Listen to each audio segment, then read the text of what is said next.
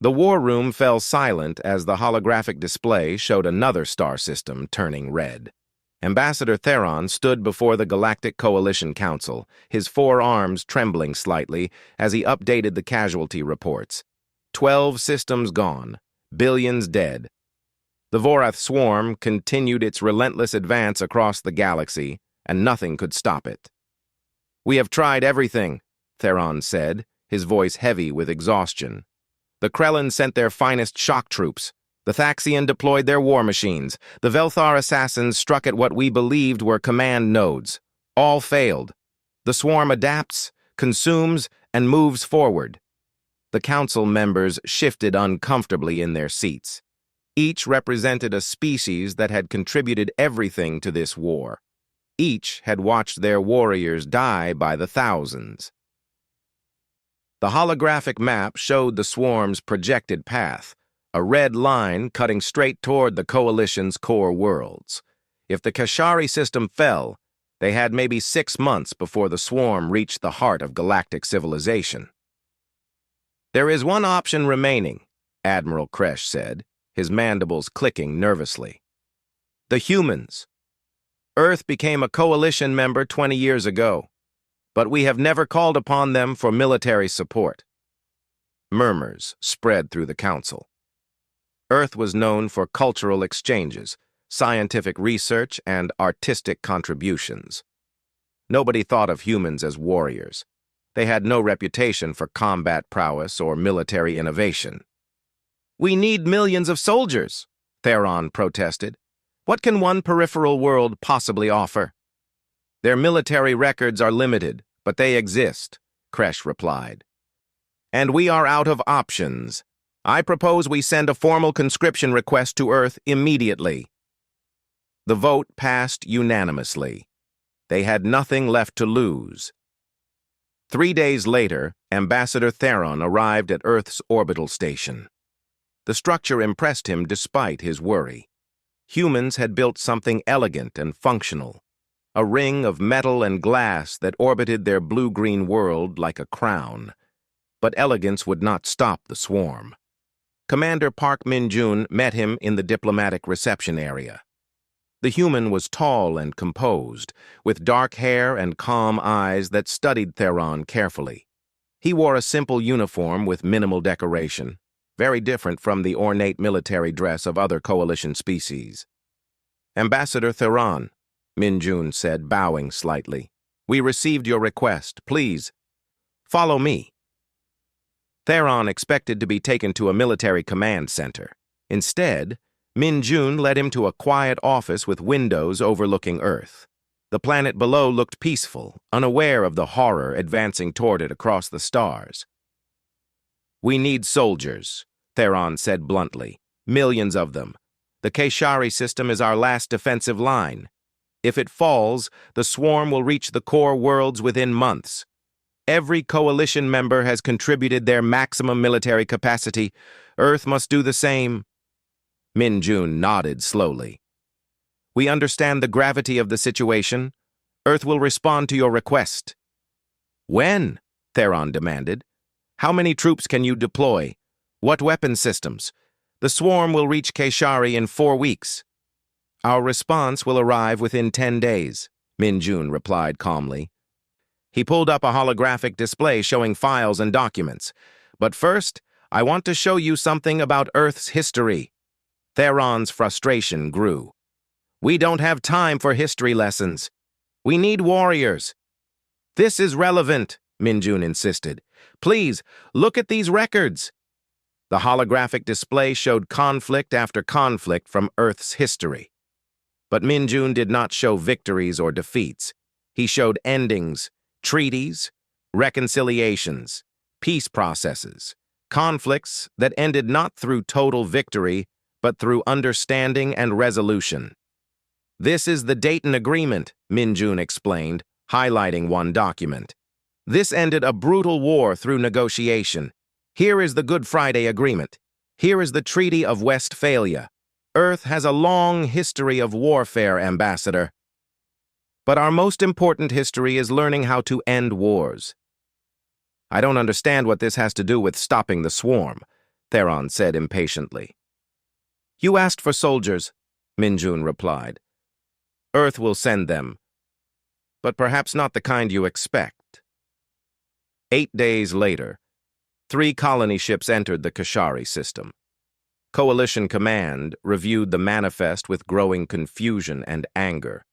50,000 humans had arrived, but the ships carried no weapons platforms, no assault craft, no battle armor. The cargo holds contained medical equipment, communication devices, and analysis tools. Ambassador Theron demanded an explanation.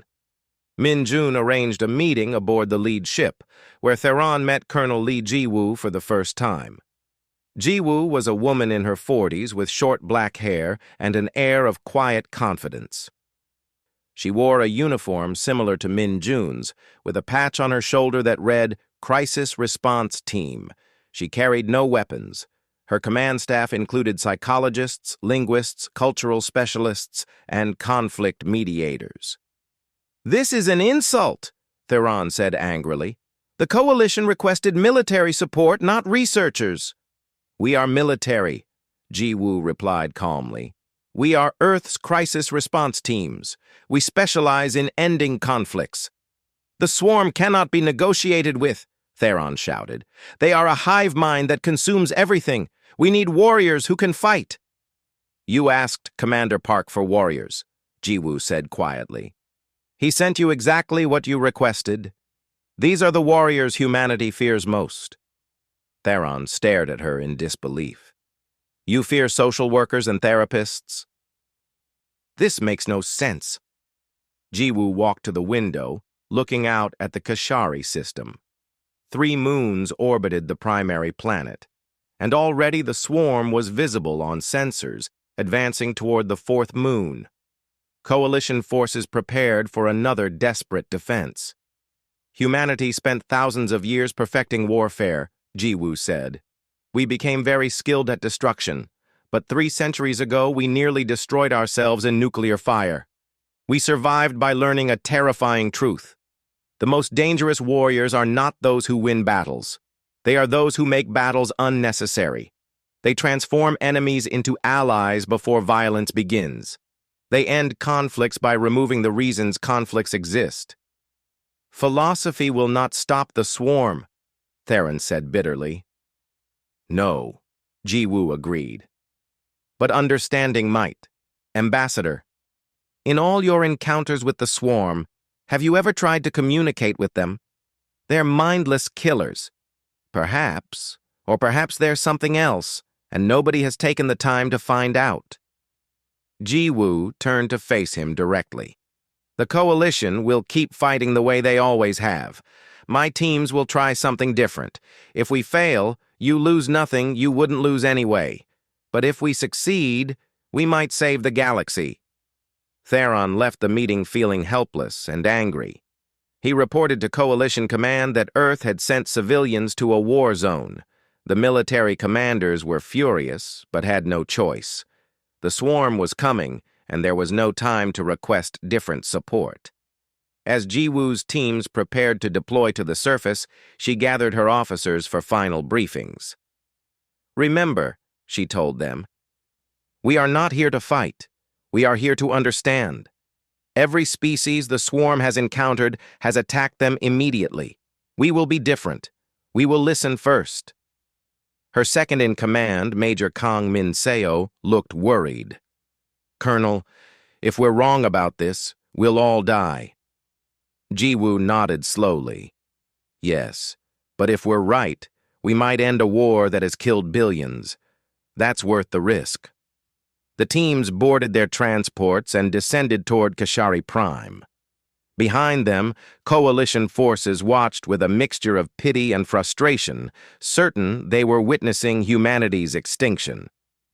Ambassador Theron returned to his quarters and filed a formal complaint with the Coalition Council.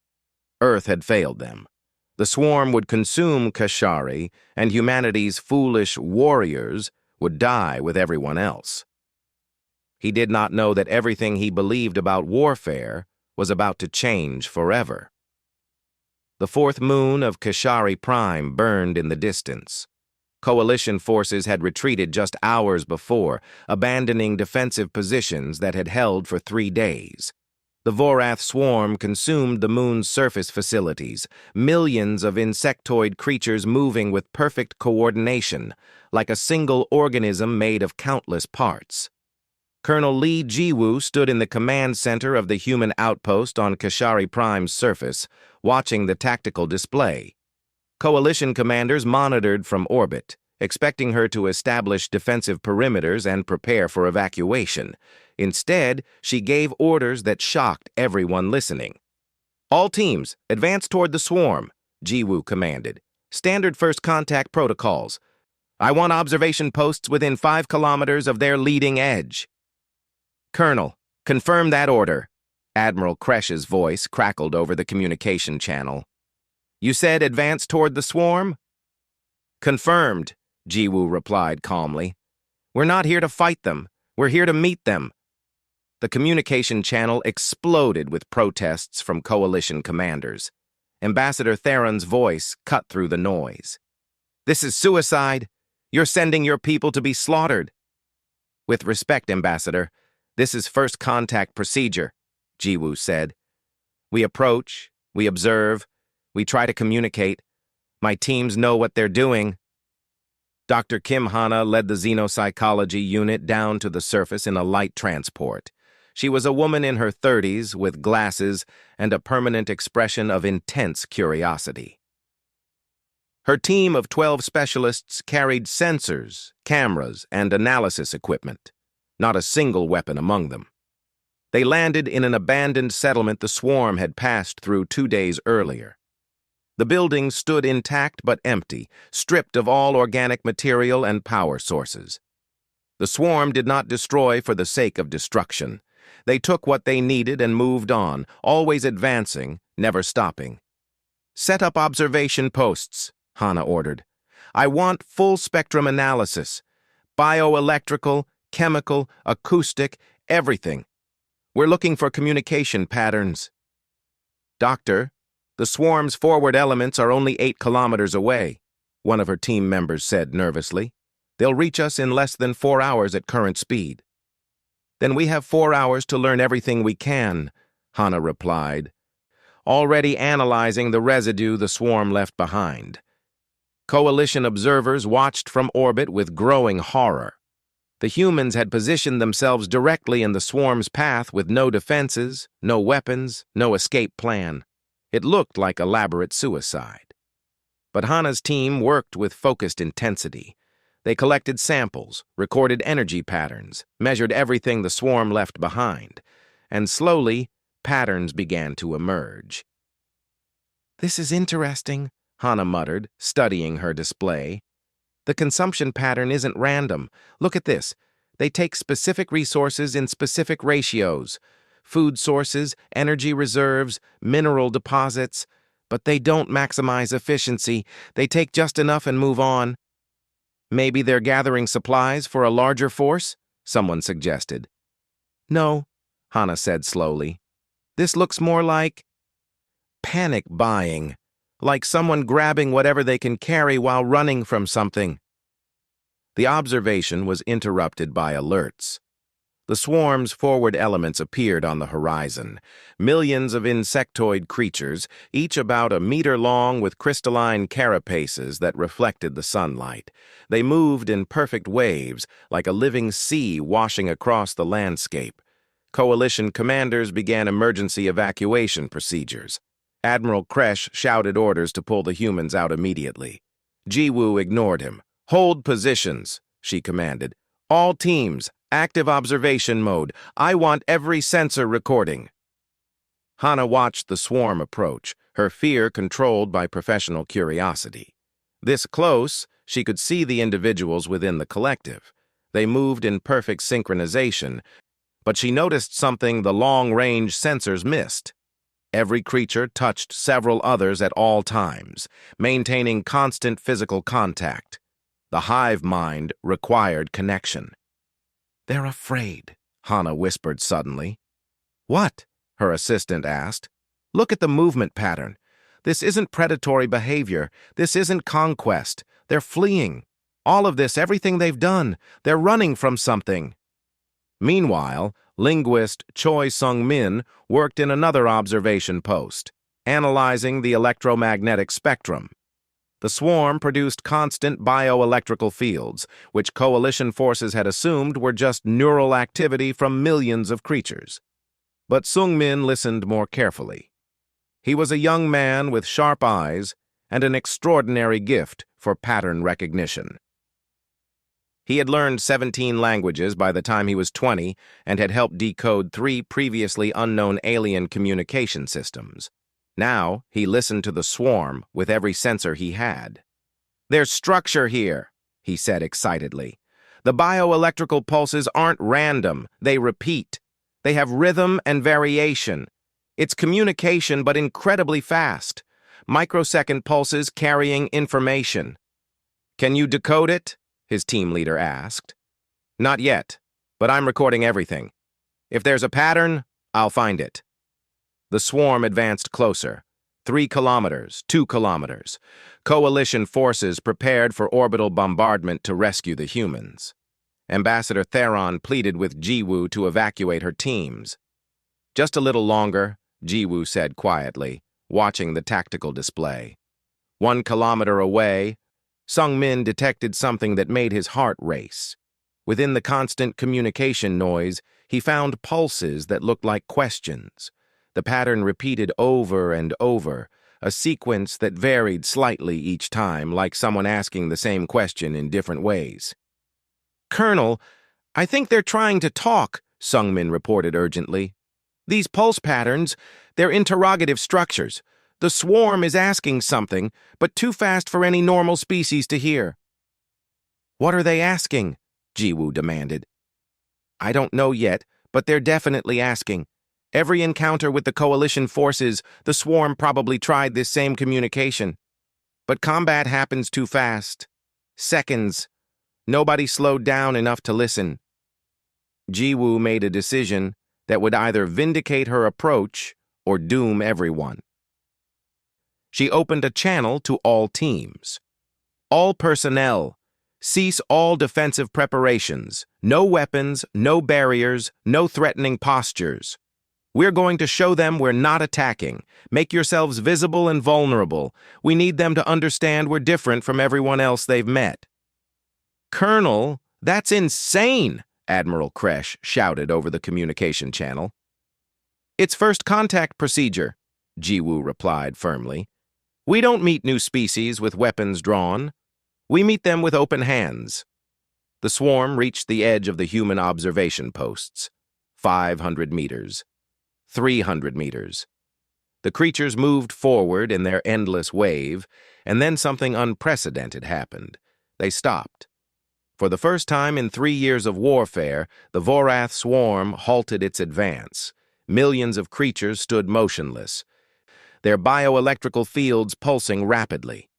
The forward edge of the swarm stood meters away from the human positions, close enough that Hana could see individual creatures clearly. Complete silence filled the coalition command channels. Nobody moved, nobody breathed. The swarm waited. "They're waiting for us," Hana whispered. "They stopped because we didn't attack. They're waiting to see what we'll do." Jiwoo felt her heart pounding. This was the moment everything depended on. "Sung-min, can you broadcast a response to their pulses?" "I can send patterns at the right frequency," he replied, "but I don't know what to say." "Send something that feels safe, non-threatening, curious. Whatever you think means we want to communicate, not fight." Sung-min worked frantically, crafting electromagnetic pulses based on what he had recorded. He tried to match the swarm's frequency and rhythm, adding variations that felt like answers to questions, like extended hands instead of raised fists. He broadcast the signal. The swarm's bioelectrical field changed. The pulses slowed slightly, shifted patterns, then faster again, like excited conversation. "They're responding," Sung-min said, his voice shaking.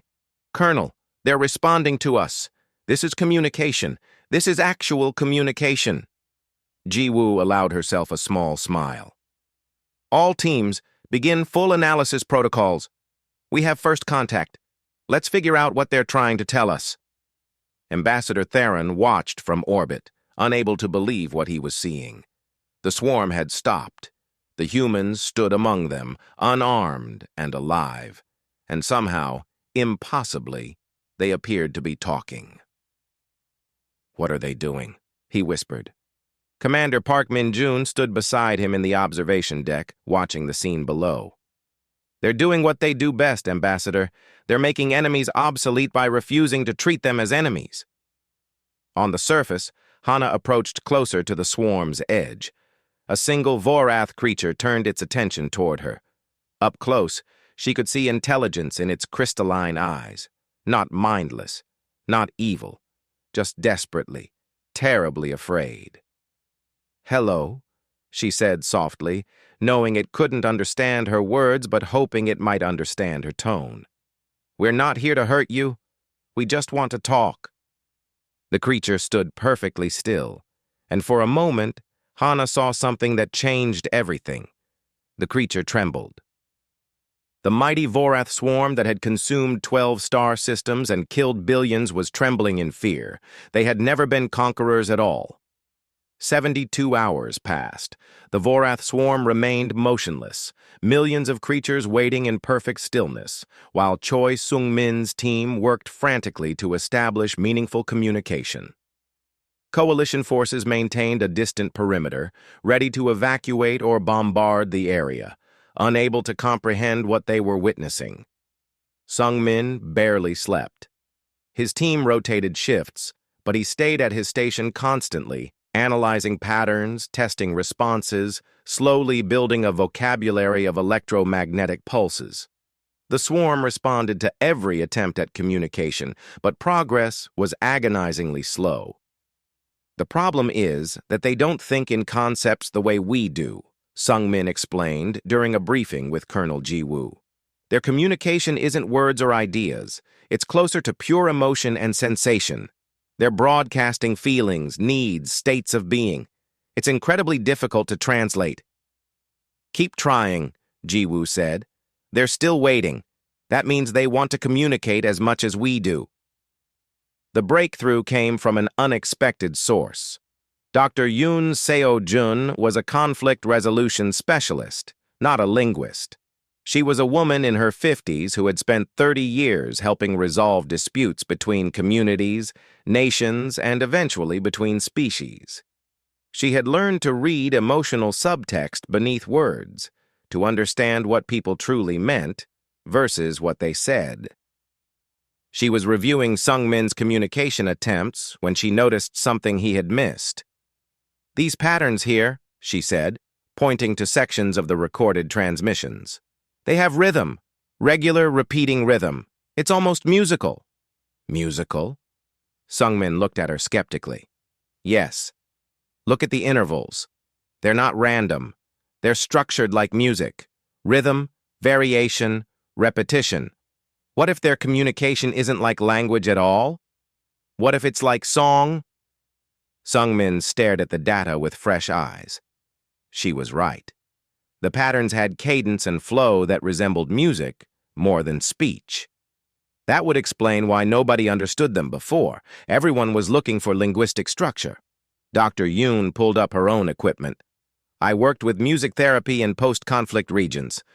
Music carries emotion directly, bypassing language. If the swarm communicates through emotional resonance rather than conceptual transfer." She began composing simple rhythmic patterns, broadcasting feelings of safety, curiosity, and peaceful intent. The patterns were not words but emotional melodies, transmitted through electromagnetic pulses. The swarm's response was immediate and overwhelming. The bioelectrical field erupted with activity, patterns cascading through millions of creatures. The intensity nearly overloaded the sensors. "What did you do?" Sung-min asked in amazement. "I think I just told them we're safe," Dr. Yoon replied, her hands shaking. "And they're trying to tell us something back, something intense." Over the next hours, Dr. Yoon and Sung-min worked together. combining her emotional intuition with his pattern recognition. Slowly, painfully, meaning emerged from the chaos. The swarm was not communicating a message. They were communicating a story. Dr. Kim Hana joined the translation efforts, bringing her xenopsychology expertise. As the story became clearer, horror and understanding grew in equal measure. The Vorath had not always been a hive mind. They were originally individual beings, living on a world orbiting a binary star system. Their civilization was ancient and peaceful, focused on art and philosophy rather than conquest or expansion. Then, the machines came. Automated weapons created by a civilization that had destroyed itself millions of years ago, still following their last programmed directives: seek out intelligent life and eliminate it. The machines had drifted through space for eons, and when they found the Vorath homeworld, they began their programmed genocide. The Vorath could not fight back effectively. They were not warriors. They had no weapons capable of stopping the machines. In desperation, they did the only thing they could. They merged their minds together. The hive mind formed as a survival mechanism, millions of individual consciousnesses linking together, sharing processing power and awareness, allowing them to coordinate their survival. Together, they managed to escape their dying world, fleeing into space with whatever ships they could build. But the trauma never healed. The hive mind remained locked in survival mode, in constant panic. Every species they encountered attacked them on sight, seeing only a terrifying swarm of creatures. The Vorath tried to communicate, but their attempts were microseconds long, invisible to species that measured conversation in seconds and minutes. Each attack reinforced their trauma. Each battle confirmed their belief that the universe was hostile, and they must consume resources and flee before being destroyed. The hive mind's defensive response was to take what they needed and move forward, always running, always afraid. 12 star systems consumed, billions dead. All because the Vorath were too afraid to stop running and nobody had taken the time to listen to their fear. Colonel Ji-woo listened to the translation with a heavy heart. She immediately contacted Coalition Command to share the findings. Ambassador Theron reviewed the data with disbelief that quickly turned to anger. "This is manipulation," he declared. "A trick to lower our defenses. The swarm wants us to believe they're victims so we'll be vulnerable to attack." "Ambassador, the evidence is comprehensive," Dr. Hana argued. "We've documented everything. The swarm's consumption pattern is not strategic conquest. It's panicked resource gathering. They take what they need and flee. They've never established permanent positions or built lasting structures. They're not conquerors. They're refugees." "Refugees who have killed billions," Admiral Kresh said coldly. "Yes," Ji-woo acknowledged, "because every species they met attacked them first. They've been responding to threat after threat for generations. The hive mind is locked in trauma response. They literally cannot stop being afraid because fear is all they've known." The Coalition Council convened an emergency session. The debate was heated and bitter. Some members wanted to continue the war regardless of the swarm's origins. Others argued that understanding should change their response. The truth divided the galaxy. Colonel Ji-woo did not wait for the coalition to reach consensus. She made a decision that would either save billions or doom humanity forever. She contacted Commander Park Min-jun on Earth. "Commander, I need Earth's government to make an official offer. We need to offer the Vorath sanctuary. Not alliance, not surrender. Sanctuary. A place where they can stop running." "That's beyond my authority," Min-jun replied carefully. "Then get authority. Quickly. The swarm is still waiting, but they won't wait forever. Their trauma response will eventually override their curiosity. When their fear returns, they'll flee again, consuming whatever is in their path. We have a window to break this cycle, but it's closing." Min-jun contacted Earth's assembly. The debate that followed was swift but intense. Offering sanctuary to the species that had destroyed 12 systems seemed like madness. But Earth's government had learned hard lessons about cycles of violence and the cost of missed opportunities for peace. 18 hours after Jiwoo's request, Earth's assembly voted. The decision was close, but it passed. Earth formally offered 3 uninhabited star systems in human-controlled space as refuge zones for the Vorath. No conditions except one. The Vorath must work with human specialists to heal their collective trauma and begin the process of separating the hive mind. When the offer reached Coalition Command, Ambassador Theron reacted with fury. Earth has no authority to make this offer. These systems are in Coalition space. This requires full Council approval. Earth is a Coalition member, Min-jun replied calmly. We have the right to offer sanctuary within our territorial boundaries. We're not asking permission. We're informing you of our decision. The Coalition Council erupted in protests and threats. Some members demanded Earth be expelled. Others saw the offer as proof that humans were either naive fools or secret collaborators with the swarm. Through it all, Colonel Jiwoo waited on Keshari Prime, surrounded by the swarm, wondering if her gamble would work. Dr. Yoon and Sung Min broadcast Earth's offer through the emotional resonance patterns they had developed. The message was simple and profound. You do not have to run anymore. We will give you a place to rest. We will help you heal. We will protect you from what you fear. The swarm's response took 3 days to interpret. The bioelectrical patterns were chaotic and contradictory. Millions of individual Vorath processing the incomprehensible concept. Safety without submission, refuge without surrender, rest without death. The hive mind had never known such things existed. For generations, survival meant flight. Resources meant temporary relief before the next attack.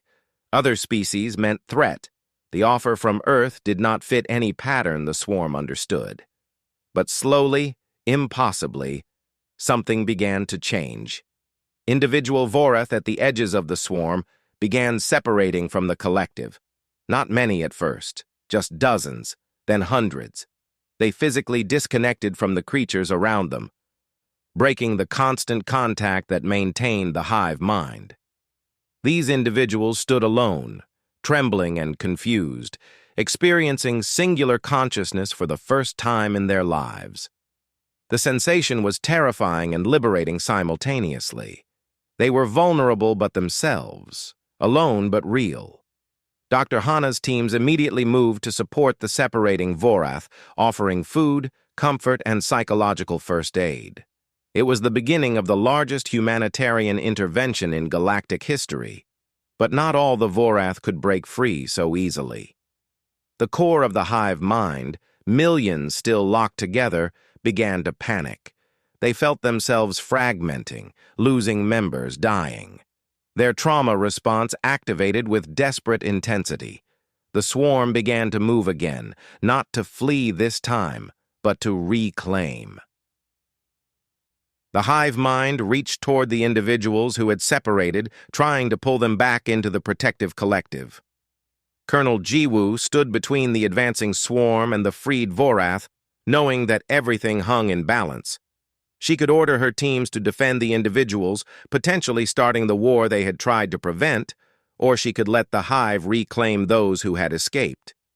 Instead, she did something that shocked everyone. She ordered her teams to broadcast a new message to the advancing hive. You do not have to be afraid anymore. We will protect you too. The message broadcast through the electromagnetic spectrum carried on patterns of emotional resonance that Dr. Yoon Seo-jun and Choi Sung-min had painstakingly developed. It was not just words translated into alien communication. It was a feeling transmitted directly into the Vorath hive mind. Safety for all, not just those who separated. Protection for the collective as well as the individual. The advancing swarm slowed, but did not stop. The hive mind was caught between two incompatible needs. It wanted to reclaim the separated individuals, to restore the protective unity it had always known. But it also responded to the promise of safety, something it had never experienced. Coalition forces prepared for combat.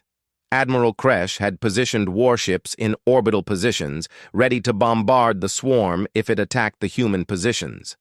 Ambassador Theron ordered immediate evacuation of all human personnel. Colonel Jiwoo ignored both commands. "All teams, maintain positions," she ordered. "Form a protective perimeter around the freed Vorath, but do not show aggression toward the swarm. We protect everyone here, including those still in the hive."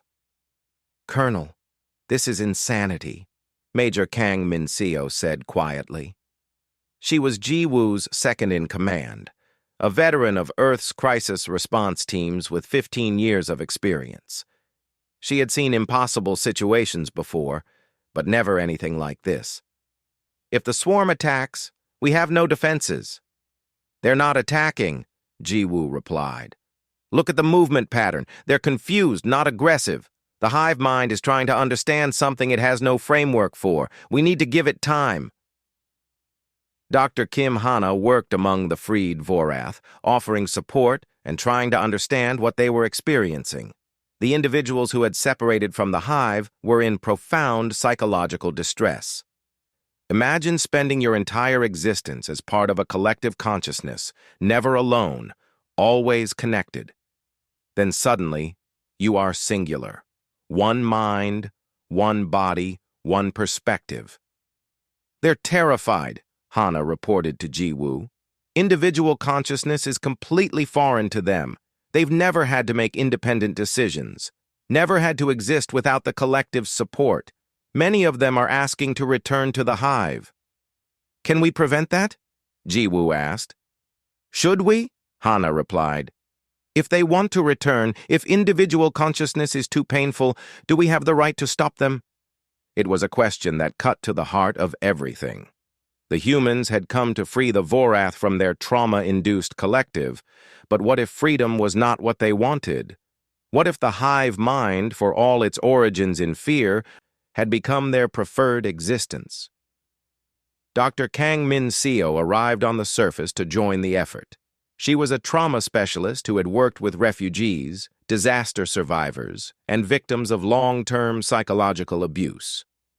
She understood that healing was not simple and freedom was not always immediately wanted. She observed the freed Vorath carefully, noting their behaviors and responses. Then she made an observation that changed everything. "The hive mind is not refusing to let them go," Min-seo said during a briefing. "Look at the bioelectrical patterns. The collective is not trying to force recapture. It's reaching out in desperation because it believes that if everyone leaves, the hive consciousness itself will die. It's terrified of being alone." "The hive mind has consciousness?" Sungmin asked in surprise. "Of course it does," Min-seo replied. "Millions of individual minds linked together create an emergent consciousness. The collective is a being in its own right, separate from the individuals who compose it. And that being is as afraid of dissolution as any individual would be afraid of death." Colonel Jiwoo understood immediately. "We've been treating this as individuals trapped in a collective. But it's more complex. There's the individuals and there's the collective itself. Both are afraid. Both need help." "How do you help a hive mind?" Major Kang asked. "The same way you help anyone in crisis," Min-seo said. "You address the fear directly. You show that the fear is based on false assumptions. You provide an alternative to the trauma response." She proposed a radical approach. Instead of encouraging more Vorath to separate from the hive, they should first help the hive mind understand that separation does not mean death. The collective could transform from a prison into a choice. Individual Vorath could maintain connection to the hive while still having independent consciousness. "It's like the difference between being chained together and holding hands," Min-seo explained. "Both involve connection, but one is compulsion and the other is choice. We need to show the hive mind that it can exist as a voluntary communication network instead of a mandatory collective consciousness. The coalition observers thought this approach was impossible. Ambassador Theron called it naive idealism, but Colonel Jiwoo authorized Min Seo to develop a protocol. Over the following weeks, the human teams worked with both the freed Vorath and the hive mind simultaneously. They helped individual Vorath adjust to singular consciousness while also sending messages to the collective that separation did not equal abandonment. The breakthrough began with a single freed Vorath named Keleth. He was one of the first to separate and had spent days in profound distress, barely able to function without the hive's guidance. But with patient support from Hana's team, he slowly began to develop an individual personality. He learned to make choices, express preferences, exist as himself. And then, tentatively, he reached out to the hive mind again. Not to rejoin permanently, but to reconnect temporarily. To share his experiences and feelings with the collective while maintaining his independence. The hive mind responded with overwhelming emotion, relief, joy. The realization that connection did not require total merger. Keleth could be himself and still be part of the whole. More freed Vorath followed his example. They maintained their individual consciousness but reconnected with the hive periodically, sharing experiences and receiving support. The collective began to understand a new way of being. Dr. Min Seo proposed the next phase. With volunteers from the freed Vorath acting as guides, they would help other individuals within the hive begin the separation process. But critically, the hive mind would participate in the process rather than fighting it. The collective would help its members individuate. This is group therapy on a scale of millions, Min Seo explained. The hive mind is learning to support individual growth rather than suppress it. This is unprecedented in psychology. The process was slow and difficult. Many Vorath tried to separate but found the experience too overwhelming and returned to the hive. Others managed brief periods of independence before reconnecting. A few discovered they genuinely preferred collective consciousness and chose to remain merged permanently.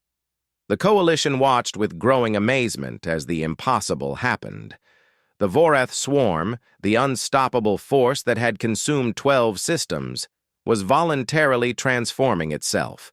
The hive mind was not dying, but evolving. Ambassador Theron reluctantly admitted that Earth's approach might be working, though he remained deeply skeptical. Even if the swarm transforms, they've still killed billions. There must be accountability. There will be, Colonel Jiwoo replied.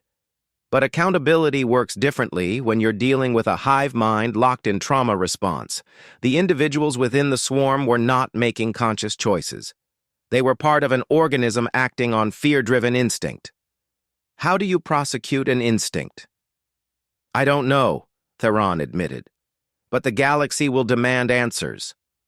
The process continued for months. 3 million Vorath eventually achieved stable individual consciousness, though most maintained voluntary connection to what remained of the hive mind. The collective consciousness evolved into a communication network, allowing individuals to share experiences and receive support without losing their independence. Dr. Kim Hana published reports on the Vorath psychology that revolutionized xenopsychology across the galaxy. She documented how the hive mind's trauma response had created a feedback loop. Fear caused consumption. Consumption caused attacks. Attacks reinforced fear. Breaking the cycle required interrupting the pattern with something the Vorath had never encountered: safety without conditions. Choi Sung-min's communication protocols became the standard for first contact with hive-minded species. His work showed that many conflicts arose not from malice, but from communication failures at speeds or frequencies that other species could not perceive. Dr. Yoon Seo-jun received recognition for her breakthrough in emotional resonance communication. Her methods for conveying safety and trust through non-linguistic patterns would later be used in dozens of diplomatic situations. But the real transformation happened quietly, among the Vorath themselves. Individual by individual, they learned to exist as both singular beings and part of a greater whole. They developed personalities, interests, and dreams. They shared their experiences of horror and hope with the humans who had stopped to listen.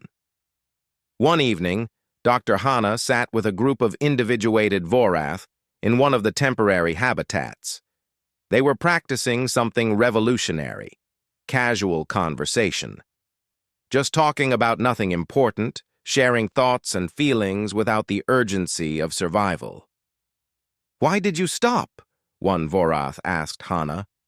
"Every other species attacked us immediately. Why did humans wait?" Hana considered the question carefully. "Because we learned, over many painful centuries, that most conflicts arise from misunderstanding. We learned that the enemy you destroy might have been the ally you never met.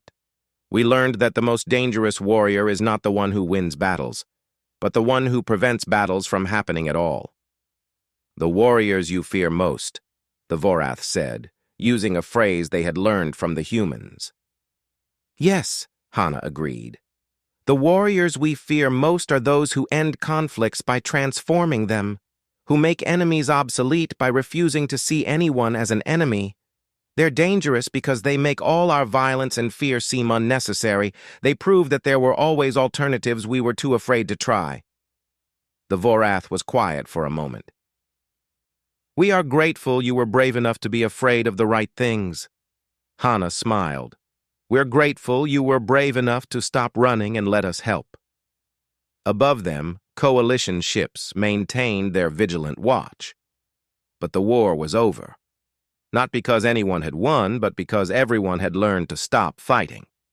6 months after the crisis response teams deployed to Kishari Prime, the Galactic Coalition convened a formal inquiry.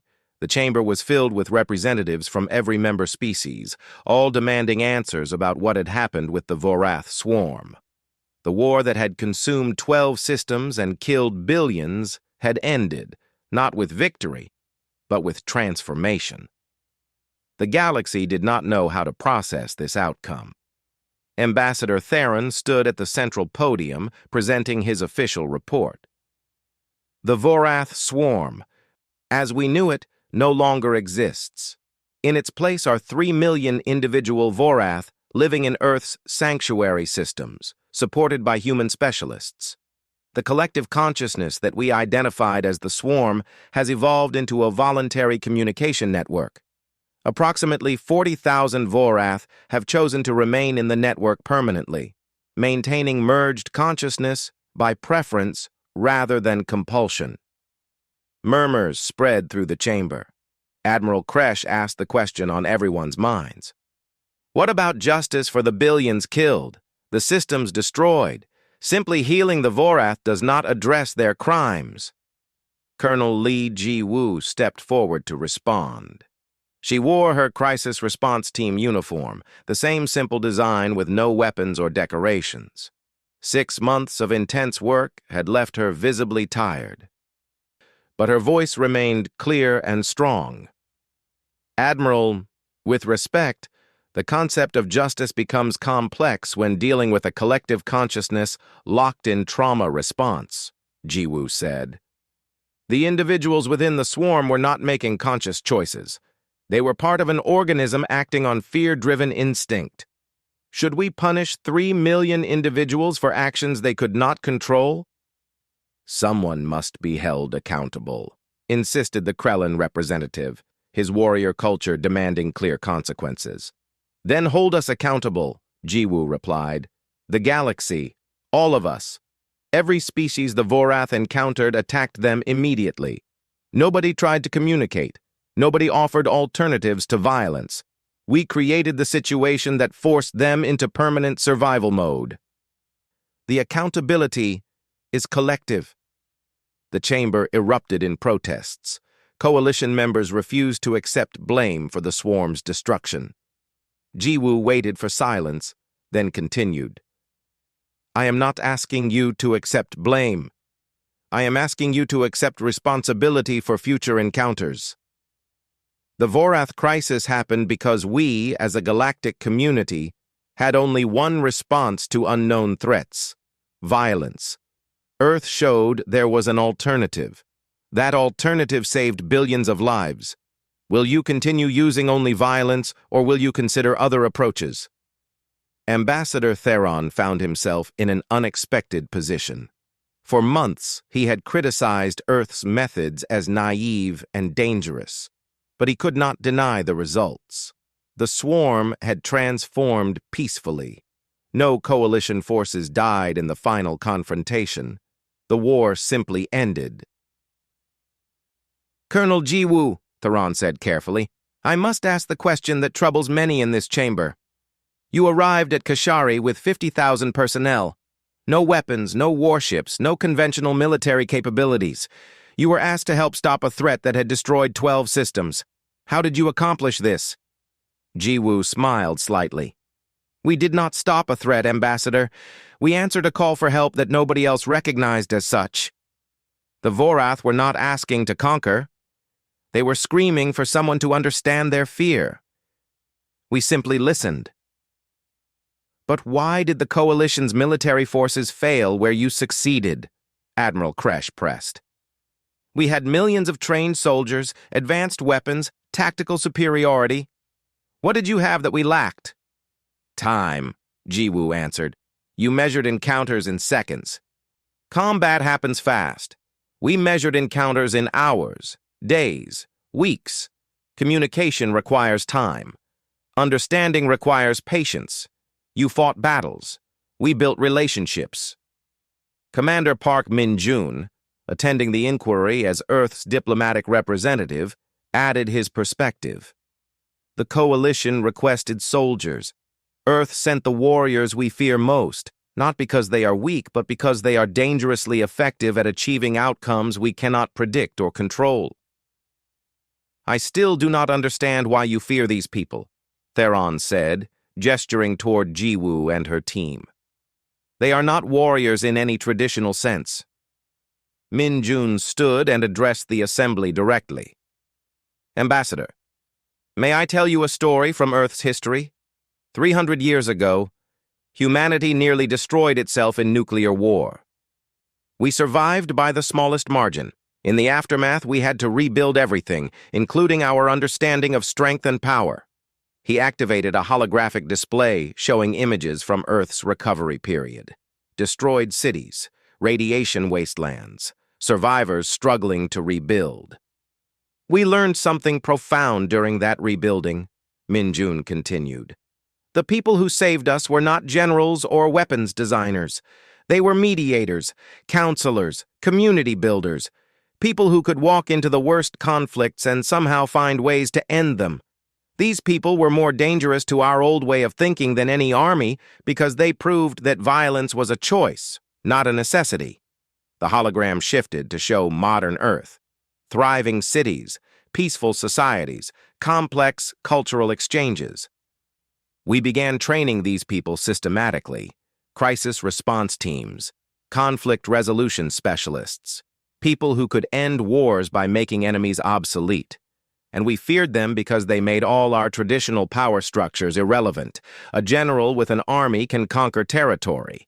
A crisis response team can transform enemies into allies, making the conquest unnecessary, which is more dangerous to the status quo. You fear them because they make you irrelevant, Admiral Kresh said slowly, understanding dawning. Exactly, Min-jun confirmed. Give humanity a soldier. We will win battles. Give us a crisis response team. They will eliminate the reasons wars exist. That is why we fear them. They are dangerous to everything we thought we knew about power and strength. The chamber fell silent as the implications settled over the assembly. The Coalition had built its strength on military might, on the ability to project force and win conflicts. Earth suggested there was a more powerful option, preventing conflicts entirely. Dr. Kim Hanna was invited to present her findings on Vorath psychology. She explained the trauma response, the fear-driven behavior, the missed opportunities for communication. She showed how every coalition military engagement had reinforced the swarm's belief that the universe was hostile and they must consume and flee to survive. The tragedy is that this was preventable, Hannah concluded. If any species had attempted communication before attacking, if anyone had shown curiosity instead of fear, the swarm might have stopped on their own. 3 years of war, 12 systems destroyed, billions dead, all because nobody thought to ask why they were running. Choi Sung-min presented his communication protocols, demonstrating how the Vorath's attempts at communication had been invisible to species that operated at different speeds and frequencies. They were talking the whole time, he said. We just were not listening at the right speed. Dr. Yoon Seo-jun explained emotional resonance communication and how it could apply to other species and situations. Many conflicts arise from fundamental communication failures. We assume that because we cannot understand someone, they are not trying to be understood. The Vorath proved that assumption wrong. As the presentations concluded, the coalition faced an uncomfortable truth. Earth had sent 50,000 unarmed personnel to stop a threat that had defeated millions of soldiers, and they succeeded. Not through superior technology or tactical brilliance, but through patience, understanding, and refusing to treat the swarm as an enemy. Ambassador Theron rose to make a statement. 6 months earlier, he had arrived at Earth demanding soldiers. Now he understood what he had actually received. The Coalition owes Earth a debt, Theron said formally. Not just for stopping the Vorath swarm, but for teaching us that we had options we never considered. I propose that Earth's crisis response methodology be incorporated into Coalition protocols for all future first contact and conflict situations. The vote was contentious, but ultimately passed. The galaxy was not ready to abandon military force entirely, but they acknowledged the need for alternatives. Over the following months, Earth's influence in the coalition grew dramatically. Other species began requesting crisis response teams for their own conflicts. The Krellin shock troops, bred for combat, started training in mediation and cultural sensitivity. The Thaxian war machines developed communication protocols. The Velthar assassins learned conflict prevention techniques. Earth's sanctuary systems became models for refugee support and trauma healing. The Vorath integration proceeded slowly but successfully. Individual Vorath began contributing to galactic society, sharing their unique perspectives and experiences. Some became counselors, using their trauma recovery journey to help others. Some became artists, expressing the pain and hope of their transformation. Some became researchers, studying collective consciousness and communication theory. Dr. Hannah received formal recognition from the Coalition for her work. She accepted the honors with quiet grace, but insisted on crediting her entire team. We did not save the Vorath, she said during her acceptance speech. We simply stopped long enough to hear them, and they saved themselves. Colonel Jiwoo returned to Earth as a hero, though she disliked the attention. She preferred to focus on training the next generation of crisis response teams, passing on the lessons learned from Kashari. Commander Park Min-jun continued his diplomatic work, now with significantly more respect from Coalition members. He became Earth's primary representative in the Coalition Council, advocating for peaceful solutions while acknowledging the necessity of defensive capabilities. 1 year after the Keshari deployment, Ambassador Theron visited Earth personally. He met with Min-jun in the same office where he had first demanded military support, looking out at the same peaceful view of Earth below. I came here desperate and angry, Theron admitted. I thought you failed us by sending counselors instead of soldiers. I was wrong. You were not wrong to ask for help, Min-jun replied. You were just asking for the wrong kind of help. The galaxy had trained you to see every problem as requiring a military solution. And Earth trained differently, Theron said. Your people learned that the most dangerous weapon is one that makes all other weapons unnecessary. Not weapons, Minjun corrected gently.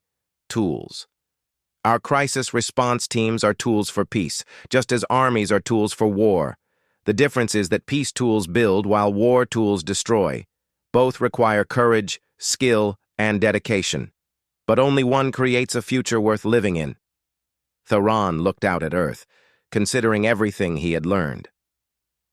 My government has asked Earth for assistance with 7 territorial disputes that are approaching war. We are not requesting soldiers this time. We are specifically requesting crisis response teams. Minjun smiled. We will send them. And Ambassador, thank you for being willing to learn. That took courage too. As Theron departed, Minjun reflected on how much had changed in 1 year. The galaxy had requested soldiers, and Earth sent the warriors they feared most, not because these warriors were weak, but because they were powerful in ways the galaxy had forgotten to measure. They won wars by making enemies obsolete. They ended conflicts by healing the wounds that caused them. They transformed the battlefield into a negotiating table before anyone realized the battle had already been won. The coalition would continue to maintain military forces. Wars would not disappear overnight. But now there was an alternative, a proven methodology that saved lives instead of taking them. Earth's greatest export was not weapons or technology. It was the hard-earned wisdom that the warriors you should fear most are those who refuse to let you remain enemies. On Kashari Prime, Dr. Hana walked among the Vorath settlements with Keleth, the first individual to separate from the hive. They discussed philosophy, art, and the nature of consciousness. Keleth had become a teacher, helping newly individuated Vorath adjust to singular existence. Do you ever regret what happened? Hana asked. Your species went through terrible trauma to reach this point. Keleth considered the question thoughtfully. I regret the suffering. I mourn those who died, but I cannot regret becoming myself. The humans gave us something we did not know existed, the possibility of being both individual and connected, separate and together. That gift came from your willingness to fear the right things. Fear the right things? Hana repeated. Yes, you feared becoming like us more than you feared fighting us. You feared the warrior who wins by destroying more than the warrior who wins by understanding. So you sent those warriors to meet us, the ones who frightened you because they proved violence was a choice, not a necessity. Hana smiled. The warriors we fear most. The warriors the galaxy needs most, Keleth replied. Above them, Earth's ships maintained their protective watch over the sanctuary systems. Not warships, but support vessels, carrying supplies and personnel for the ongoing healing process. The galaxy had requested soldiers, but Earth knew better. They sent the warriors who would end the war by healing it, who would win by refusing to fight, who would prove that the most dangerous strength was the strength to choose peace when violence seemed inevitable. And the galaxy, watching and learning, slowly began to understand that Earth was right to fear these warriors, because they were the most dangerous of all, the ones who changed everything.